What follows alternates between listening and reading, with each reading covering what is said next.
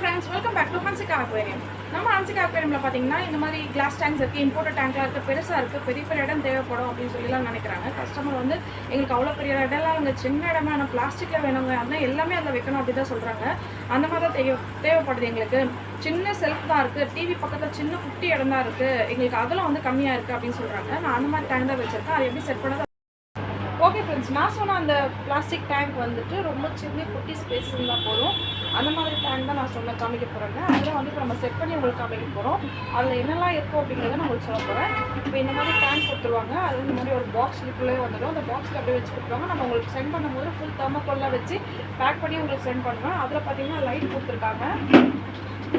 அதில் ஒரு லைட் இருக்குது. லைட் வந்து நீங்கள் சேஞ்ச் பண்ணிக்கலாம். இந்த மாதிரி ஒரு கப்பு கொடுத்துருக்காங்க. இந்த கப்பில் பார்த்தீங்கன்னா இங்கே வச்சுட்டு நம்ம பேம்பு பிளான்ட்டாக அப்படி இல்லைன்னா மணி பிளான்ட் அந்த மாதிரி எதாவது கூட இந்த இடத்துல வச்சுக்கலாம். தவிர அந்த வேர் எல்லாம் வந்து கீழே படும்போது தண்ணியில் நல்லா வளர்ந்து வந்துகிட்டே இருக்கும். இதில் வந்து 2 குட்டி அழகான கலர்ஃபுல் பிளான்ட்ஸ் கொடுக்குறோம்.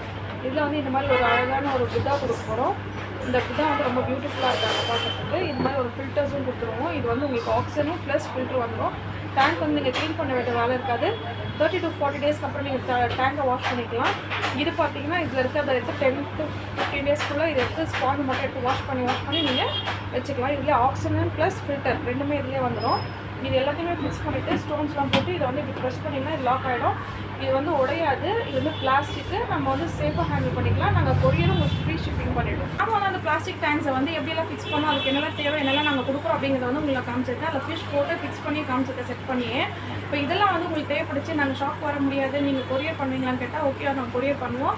ஆல் ஓவர் தமிழ்நாடு நாங்கள் கொரியர் பண்ணுவோம். ஃப்ரீ ஷிப்பிங் தான். நான் கீழே கொடுத்துருக்க நம்பருக்கு கான்டாக்ட் பண்ணுங்கள், வாட்ஸ்அப் வந்துடுங்க. இதெல்லாம் இந்த வீடியோ உங்களுக்கு பிடிச்சா லைக் பண்ணுங்கள், ஷேர் பண்ணுங்கள், கமெண்ட் பண்ணுங்கள், சப்ஸ்கிரைப் பண்ணுங்கள், மறக்காம பெல் பட்டனை கிளிக் பண்ணுங்கள். அடுத்த ஒரு வீடியோ சந்திக்க போகிறேன்.